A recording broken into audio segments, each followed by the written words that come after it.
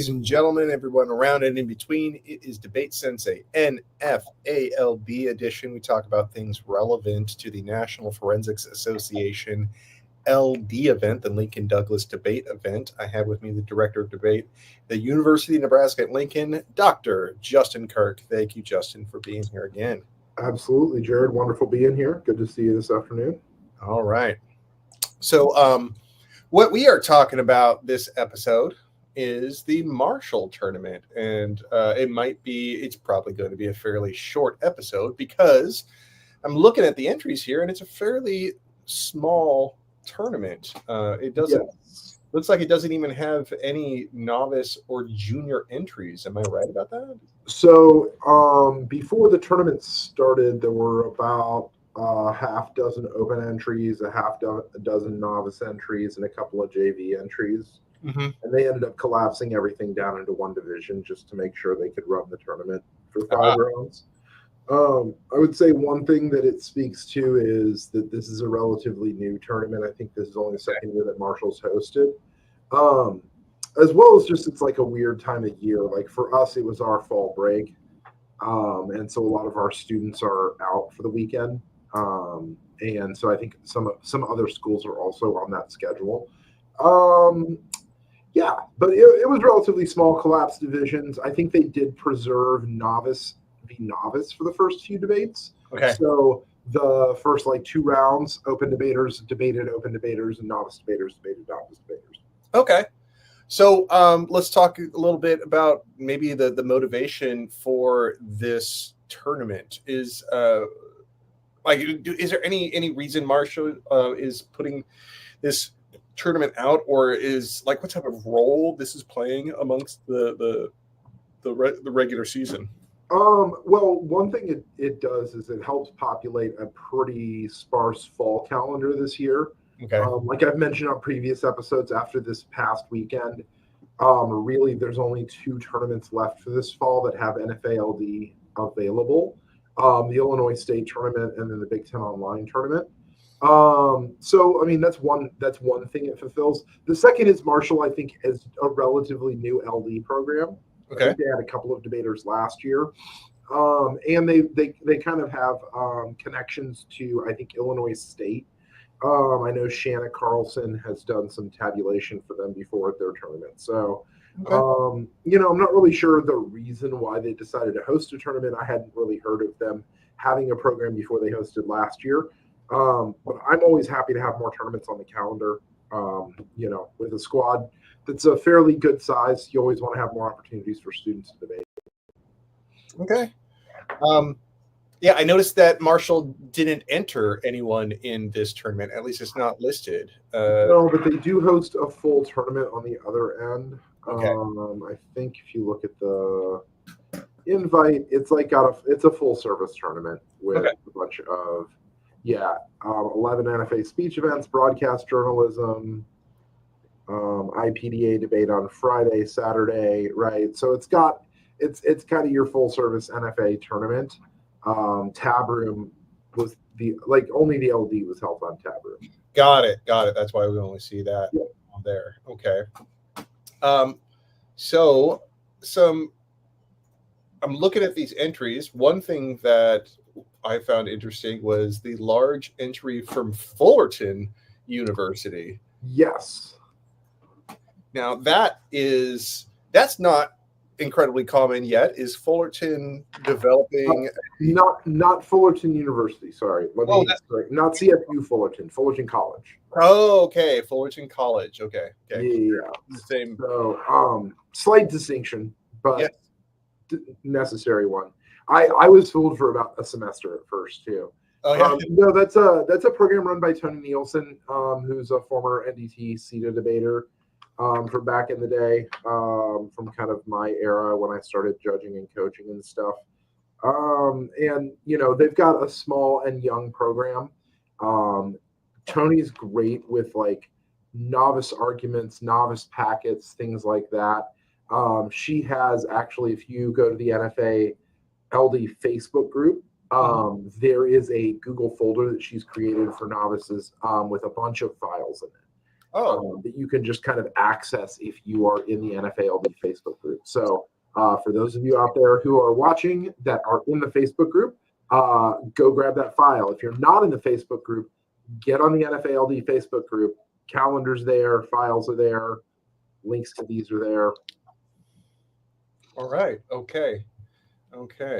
So Fullerton had a large entry for Yes. that. Western Kentucky is the other large entry at this tournament, but it's an online tournament. Yes.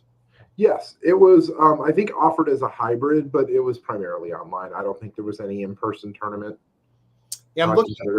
It almost looks like the Illinois State entries look like they chose the in-person mode. I mean, I'm not certain. They may have been there since Shanna was tabulating the tournament for them, and so they may have been marked as in-person, or Shanna may not have marked them, and they may have competed online as well. I'm not entirely certain.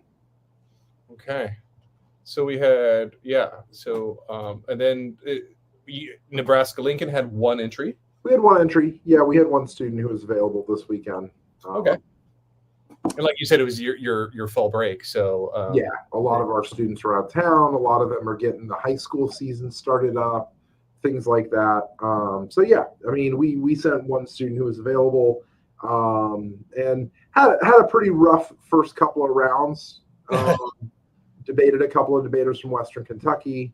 Was down 2 early and had to kind of struggle up the backside to finish 2-3. Yeah. Okay. So a 5-round tournament. Does that mean everyone with 3 wins or better move on? Everyone with 3-2 moves on. Yes. Okay. 1, 2, 3, 4, 5, 6, 7. Well, that would make it. And I may have mentioned this in previous episodes in last season, but I've kind of moved towards a preference for 5-round tournaments. Oh. In the sense of like it maximizes bids, even if it's a harder press for breaking, like you're breaking more teams. You do have more available bids to allocate because everybody with a winning record gets a bid. Got it. So there's a lot more teams that are at 3-2 after 5 than will be 4-2 after 6. Right. So 1, 2. I'm looking at these breaks, and Western Kentucky breaks 4. Yep. My God, that is massive. That must have just been. Like seeing those breaks must have been something. Well, I judged, let's see, Ray, Chase. I judged 2 of those 4 debaters that cleared. And I would say that, these are the 4 debaters from Western Kentucky who are also doing NDTC to debate this semester. Got it. And they've, I think, been to 3 tournaments already. So that is one thing I think that is indicative of the kind of benefits of doing multiple formats is they're very clearly doing well, including Western Kentucky JS. Joshua St. Peter, it's one of their first years. We lost to them early on in the tournament as well. So I think part of it is this was the first time that a lot of these debaters from Western Kentucky had gone out because they were all doing NDTC to stuff. And then, had a really good showing. It deserves a little shout out to Ray, who we had as a guest last season. Yes. Going undefeated in the prelims. Oh, yeah, it's a good showing there. But yeah, and I think Ray, if I remember correctly, I'm looking right now at my events. See if I think Ray was either the top seed or the second seed. They were the only ones that had an undefeated record from what I'm seeing. Ray was the top seed, yeah. 5-0. I actually judged that last debate between them and Sebastian. I didn't know what their records were in that debate. And Ray and Sebastian were excellent. I think I actually awarded a 30 to Ray and a 29-5 to Sebastian in that one of those real close debates. It was mostly a framing debate about kind of how the AF should get to weigh itself against disads and stuff. Ray read a T violation, counter plan, a couple of disads, and they went for the economy disad. Okay. Yeah, and it came down to framing, and it came down to some arguments that were strategically conceded on the politics disad. But was inevitably like a very close debate that came down to like small concessions and small like argument here and there on the framing debate. Right. Another good. So the second best breaking record is from Florida State. Now, am I just not remembering well? Florida State, are they perennial NFA-LD team or not perennial NFA-LD teams? In my day, they did an NDT CETA. Okay. Primarily. I don't know if they did IPDA, NPDA for a while. Okay. I'm not really certain where they've been. I know they've had a team here and there in NDT CETA, but ever since probably 3 or 4 years ago, Avery Henry is their current director and has done a great job there. And Sebastian is their top debater this year. They had a couple folks deep in out rounds last year at Nationals. I think we covered them a little bit last year. Nats and Sebastian had a really good run at this tournament, as we'll find out when we get to finals. Yeah, absolutely. But I do want to give one shout out to the lone Fullerton team that was able to break amongst the other two large squads here. The one community college team. One Fullerton team, yep. And also, I think started as a pure novice, if I remember correctly. So pretty good for finishing in a field of open debate. Yeah, it's pretty typical of the community college because, I mean, you either just get freshmen or sophomores usually. And so, yeah, it's one of the things I have to struggle with all the time is that I train them and then send them off to other teams, basically. Right. Yeah. So congratulations to Huang Ho as well as Tony Nielsen. That's a testament to how she does things there. Tony's great. And like, honestly, again, I've given a shout out to Illinois College in the past. I mean, Fullerton's another one of those programs that like their novice development program is really excellent. Yeah, absolutely. Well, so I'm looking at these brackets here. We got freaking 4 Western Kentucky teams, which means that one of the brackets, the top seed is just walking on. The next one, they are they're one's walking over the other. Yep. And then in the third one, Western Kentucky picks up against Fullerton. So we still have 3 Western Kentucky teams in semis. Yes. 3 out of the. And Ray, it looks like, got a walk over into finals. Yep. So basically, Ray breaks and then just gets a bye to final round. Basically, yes. Yeah. It's always nice to debate 5 debates, go 5-0, and then not have to debate again until finals. Right. And it looks like it was a close debate in the other semifinals. Chase Shockley lost a debate to Sebastian.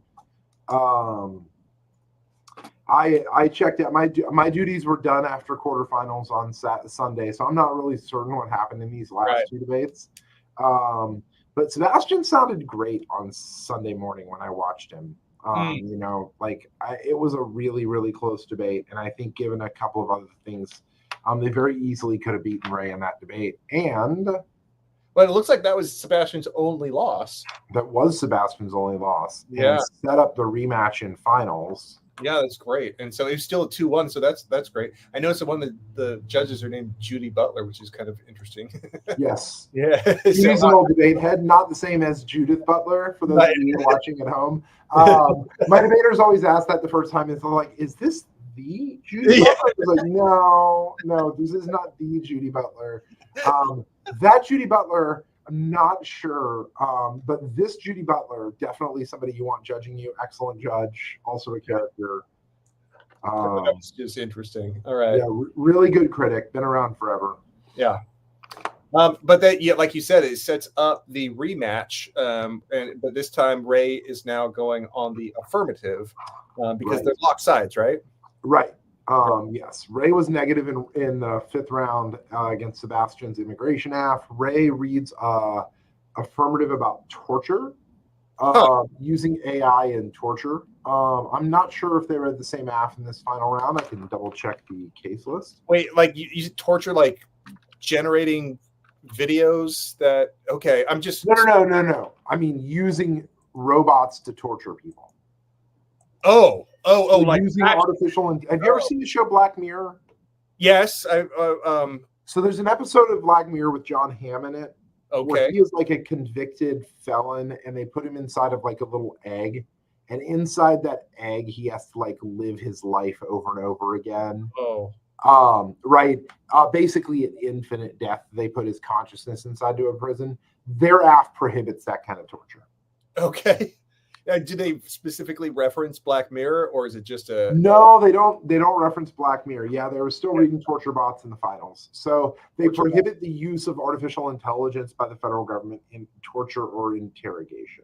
So is this preventative, or is there literature that they are using this currently?